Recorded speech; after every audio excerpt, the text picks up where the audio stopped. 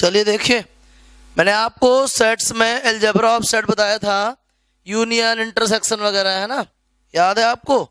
Union intersection वगैरह बताया था, डिफरेंस ही बताया था, ठीक है। चलो समझो बात को। उसी क्वेश्चन मैंने आपको होमवर्क में भी दिए थे, है ना, टाइप 4 के 10 प्रॉब्लम दिए थे, ठीक है। चलो समझो, टाइप 4 के जो मैंने आपको 10 दिए थे, उसके बाद से 11वें क्वेश्चन से देखिए। मैंने उम्मीद की थी आप डाउट पूछोगे, बहुत लोगों ने डाउट ही नहीं पूछे हैं, मुझे लगता देखा ही नहीं है।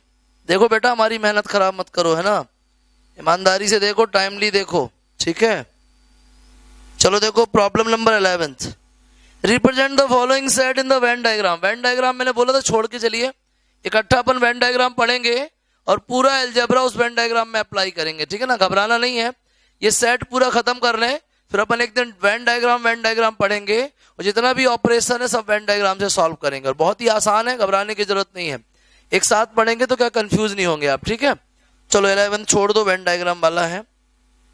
12 छोड़ दो, 13th में आओ यार। कुछ प्रॉब्लम एलिमेंट्री ऑपरेशन से होते हैं। एलिमेंट्री मतलब कि कुछ हमने खुद अपने आप से आर्बिट्री वैल्यूज लेट कर ली, फिर उनको अपन अप्लाई करते हैं, है ना, वो भी आप छोड़ के चलें, ठीक है ना। वो भी मैं आपको क्या है बहुत ही बृहद तरीके से होता क्या है, कई बार मैं मास्टर हूं, मेरा काम है पढ़ाना है, पढ़ा के आगे बढ़ जाता हूं, आप सॉल्व ही नहीं कर पाते हो। लेकिन मेरी आदत यह है कि मैं जो प्रॉब्लम जिस टाइप का वेटेज रखता है, मैंने भी पढ़ा है, इतने साल से पढ़ा भी रहा हूं, तो मुझे पता है बच्चे को कहाँ किस चीज में बहुत प्रॉब्लम जाती है, ठीक है ना। तो उनको मैं ऐसे दिमाग में लेके चलता हूं, जैसे सेट्स की बात है, सेट में कौन सा वाला पोर्शन एक बार के बताने में समझ में आ जाएगा और कौन से वाले की मुझे ही प्रैक्टिस करानी पड़ेगी, है ना। तो जो वेन डायग्राम है और जो एलिमेंट्री ऑपरेशंस हैं, ये मुझे ही प्रैक्टिस करानी पड़ेगी। तो मैं एक दिन वेन डायग्राम और एक दिन एलिमेंट्री ऑपरेशन बताऊंगा, उसके बाद 2 से 3 दिन तक मैं वेट करूंगा और आपसे आंसर्स मांगूंगा, ठीक है ना। तो उस हिसाब से आपसे क्या है वो बनने लग जाएगा, ठीक है। चलो देखो, फिलहाल आप 12th को भी छोड़ दीजिए, 13th पे ध्यान दीजिए। Find the union of each of the following pairs of sets. देखिए 13th problem, union of following pairs. समझिए, ए का वैल्यू दिया है सेट ऑफ AEIOU, ठीक है। दूसरा सेट बी दिया है सेट ऑफ ABC, ठीक है। और तीसरा सेट सॉरी हाँ 2 ही दिए हैं, आपको यूनियन फाइंड करना है। चलो यार देखो, A यूनियन B क्या आएगा, ABCEIOU, ये हो गया भैया यूनियन। आ गया समझ में क्या कहलाता है यूनियन? क्लियर हो गया बढ़िया से? चलिए आगे ध्यान दीजिए। इसके बाद नेक्स्ट क्वेश्चन देखो, सेकंड वाला इसी का, 13th का सेकंड। क्या है 13th का सेकंड में? ए का वैल्यू दिया है 135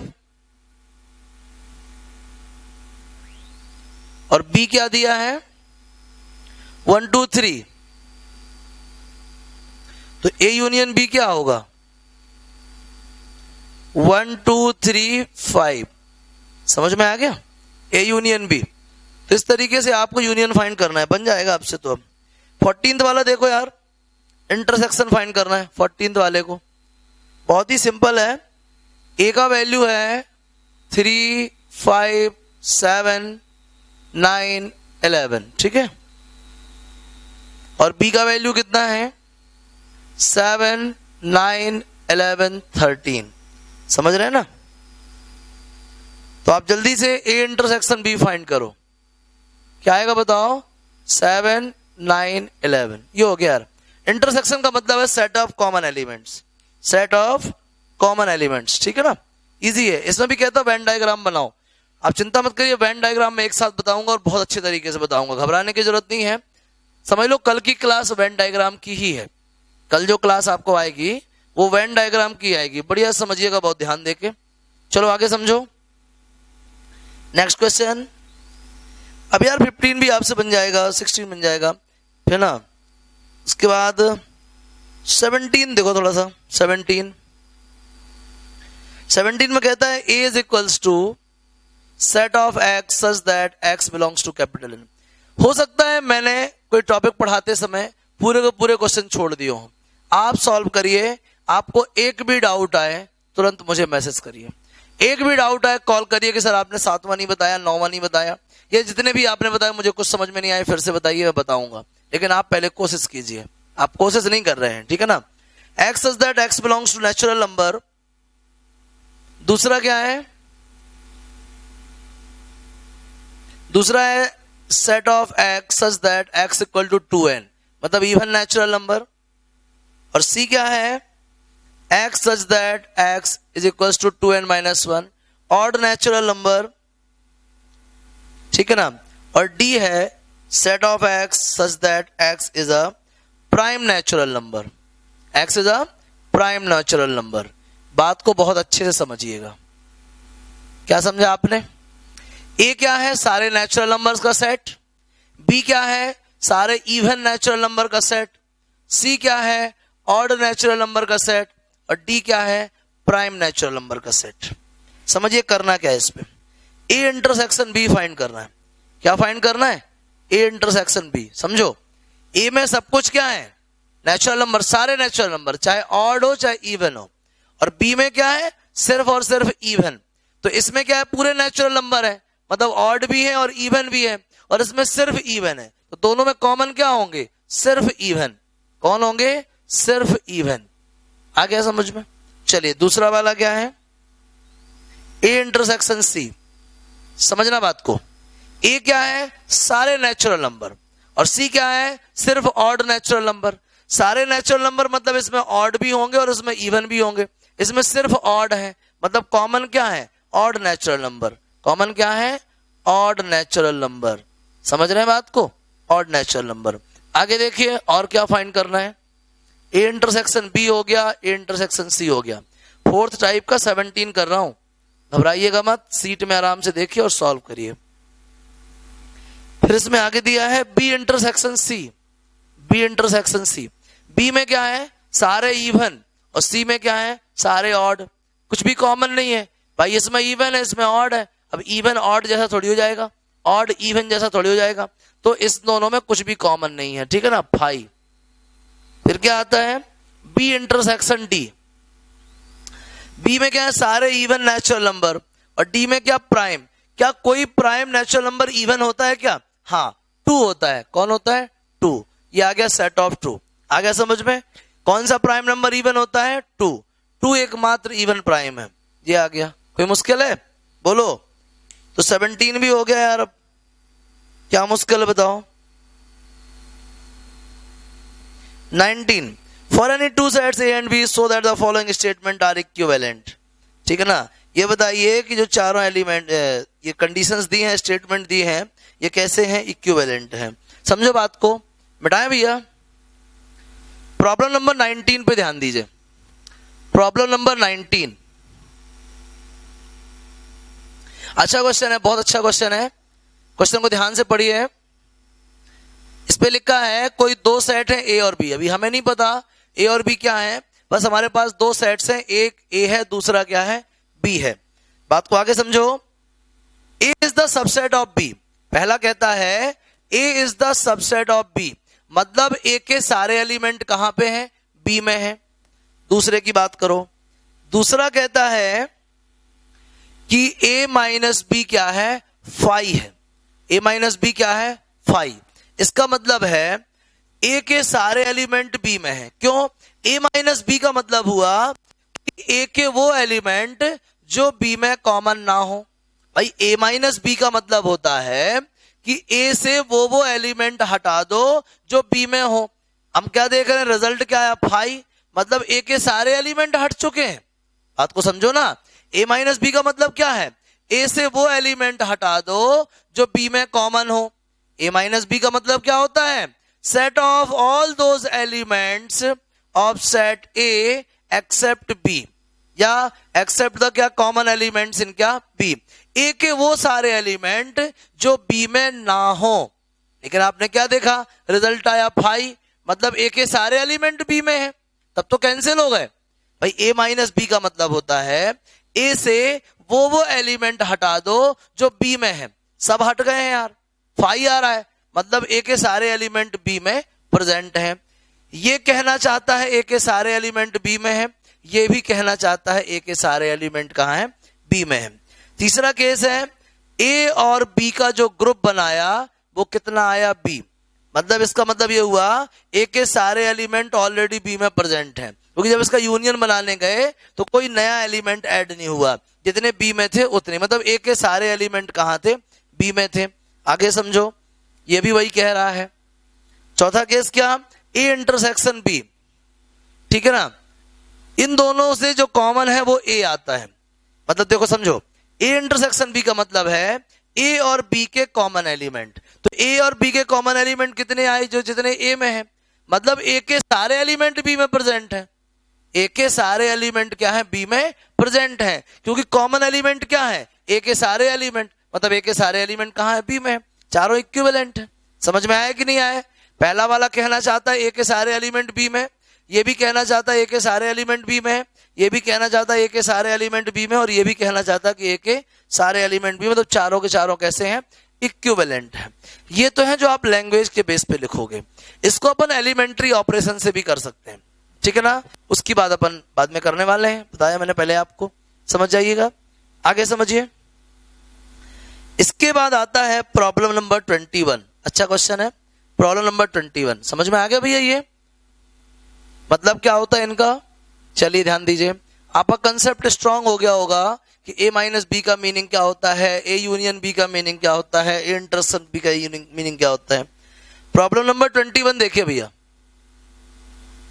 21, ए का वैल्यू है 3, 6, 12, 15, 18, 21। बी का वैल्यू है 4, 8, 12, 16 एंड 20।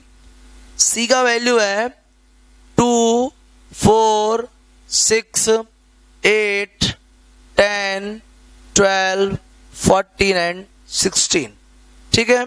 और डी का वैल्यू है 5, 10, 15 एंड क्या 20। ये हो गया आपके पास डी। क्वेश्चन है, पूछता है कि ए माइनस बी क्या होगा। प्रैक्टिकली देखिए, ए माइनस बी, ए माइनस बी, ये ए है और ये बी है। चलिए, ए में 3 था, बी में है क्या, नहीं है, बच जाएगा। 6 था, बी में है क्या, नहीं है, बच जाएगा। 12 था, बी में है क्या, हाँ, नहीं बचेगा। 15 बच जाएगा, 18 बच जाएगा, 21 बच जाएगा। ये अभी है ए माइनस बी, ए के सारे एलिमेंट जो बी में नहीं है, ठीक है। आया समझ में? चलो दूसरा वाला, ए माइनस सी। देखो यार, 3 इसमें है क्या, नहीं है, बच गया। 6 इसमें है क्या, हाँ है। 12 इसमें है, 15 नहीं है, 18 नहीं है, 21 नहीं है।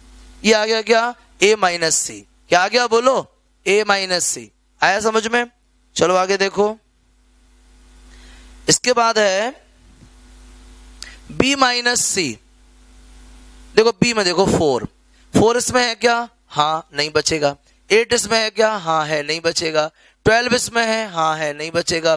16 इसमें है, हाँ, नहीं बचेगा। 20 नहीं है यार, 20 बचेगा। समझ में आ गया? इस तरीके से करते हैं यार डिफरेंस। फिर आता है B minus D, 4th number का बी माइनस डी। चलो देखो, बी में क्या है 4 डी में है क्या, नहीं है, बच गया। 8 नहीं है, 12 नहीं है, 16 नहीं है, 20 है, नहीं बचेगा। ये आ गया भैया बी माइनस डी। क्या प्रॉब्लम बताइए, क्या समझ में नहीं आया? इस तरीके से आप जो है ए माइनस बी, ए माइनस सी, बी माइनस सी, बी माइनस डी फाइंड कर लेंगे। समझ में आ गया बढ़िया से? ये था भैया डिफरेंस ऑफ सेट्स। क्या था? Difference of sets. अपन बात करते हैं 23rd प्रॉब्लम की। 23rd नहीं यार, 25th की बात करते हैं। अच्छा क्वेश्चन है 25th। बेटा इसको बन जाएगा ना, अब तो सिंपल है यार। सेट्स के सारे प्रॉब्लम सॉल्व करिए, बिल्कुल लापरवाही करने का काम नहीं है। और कैसा भी डाउट आ जाए, कैसा भी डाउट, हालांकि अभी हम आपको एलिमेंट्री ऑपरेशन समझाएंगे और वेन डायग्राम, ठीक है, तो घबराने की जरूरत नहीं है। थोड़ा सा कॉम्प्लेक्स है दोनों टॉपिक। वेन डायग्राम तो काफी इजी है, बट एलिमेंट्री थोड़ा सा कॉम्प्लेक्स है, लेकिन मैं आपकी जिस तरीके से कंसिस्टेंसी बनाऊंगा आपसे बनने लग जाएगा। चलिए नोटिस करिएगा, प्रॉब्लम नंबर 25th काफी सिंपल प्रॉब्लम है। u का वैल्यू है 1 2 3 4 5 6 7 8 9 10। यह आ गया u आपके पास, ठीक है। a का वैल्यू है 134, 1 3 4, ठीक है। बी का वैल्यू है 5 6, बी का वैल्यू क्या है बोलो 5 6। आपको a माइनस बी फाइंड करना है। क्या फाइंड करना है? a minus B. बात को समझो, ये a है और ये b है। a माइनस बी, चलो देखो 1 इसमें नहीं है बच जाएगा, 3 इसमें नहीं है बच जाएगा, 4 इसमें नहीं, लो सब बच गए। ये हो गया a माइनस बी। क्या हुआ ये? a minus B. अब बोलते हैं a intersection b dash find करो। तो सबसे पहले तो आपको b डैश पता होना चाहिए। चलो आओ b डैश फाइंड करो। ये b है तो b डैश क्या होगा? b डैश क्या होगा? u के सारे एलिमेंट जो b में ना हो। 1 2 3 4 7 8 9 10, ये क्या आ गया? b dash. अब बोलते हैं a इंटरसेक्शन b डैश निकालो। चलो बताओ, a में 1 है, क्या b डैश में है? हाँ है। a में 3 है, क्या b डैश में है? हाँ है। a में 4 है, क्या b डैश में है? हाँ है। आया समझ में? चलो a इंटरसेक्शन b डैश आ गया। अब चलो b डैश फाइंड करो, b डैश तो है ही। a डैश फाइंड करो, a dash, a dash find करो। क्या आएगा a डैश बोलो? 2 5 6 7 8 9 10, क्या है भैया? ये a डैश है। क्या है? a dash. क्वेश्चन वाले कहते हैं फाइंड करो b dash minus a dash. क्या फाइंड करो? b dash minus a dash. करो जल्दी से आप b dash minus a dash. तो 1 से 1, 1 तो है नहीं, बच जाएगा। 2 है, 3 नहीं है, बच जाएगा। 4 नहीं है, बच जाएगा। बाई कुछ नहीं बचेगा, सब कैंसिल हो जाएगा। 5 भी बच जाएगा क्या? 4 है नहीं, 5 भी नहीं बचेगा। तो 5 तो इसमें है भी नहीं ना। 7 8 9 10, तो 1 3 4, बाकी 7 भी कट गया, 8 भी कट गया, 9 भी 10 भी, क्या बच रहा है? 1 3 4। अब ध्यान से देखिए आप, a minus B first equation, a intersection b dash second equation, और b dash minus a dash third equation. आप ध्यान से फर्स्ट सेकंड थर्ड इक्वेशन को देखिए, तीनों इक्वल है ना। मतलब क्या मिल गया? a minus B equal a intersection b dash equal b dash minus a dash. आ गया समझ में? क्या समझ में आया? अगर u a और b इस तरीके के हैं तो ये रिलेशन क्या होगा? इक्वल होगा। वेरीफाई हो गया? समझ आ गया? चलिए, इस तरीके से मुझे लगता है आपका टाइप 4 भी काफी हद तक कंप्लीट हो गया। समझ आ गया? 26th भी इसी की फोटो कॉपी है, 27th ही बन जाएगा। 28 देखें क्या? देखिए भैया, 29 ही बन जाएगा यार, एकदम सिंपल है। 30 ही बन जाएगा। सब में यार सेम फोटो कॉपी, कुछ भी नया नहीं है। इस तरीके से टाइप 4 के सारे प्रॉब्लम हो गए। एक भी क्वेश्चन टाइप 4 का नहीं बचना चाहिए। अब बच रहा है टाइप 5, हम आपको बताएंगे टाइप 5। इसके पहले आप टाइप 4 तक का हर क्वेश्चन कंप्लीट कर लीजिए। एक भी ऐसा क्वेश्चन नहीं है जो आपको ना बताया गया हो। 36 में देखो कितना सिंपल है, ABC गिवन है, जो करने को कह रहा है करते चले जाओ। आपको यूनियन निकालते भी आता है, आपको इंटरसेक्शन निकालते भी आता है, डिफरेंस निकालते भी आता है, डेल्टा निकालते भी आता है, ठीक है ना। टाइप 4 तक कंप्लीट हो गया। कोई भी डाउट हो, कैसा भी डाउट हो, मैसेज करिए, कॉल करिए प्लीज, है ना। नोट कर लीजिए इसको और कोशिश करते रहिए।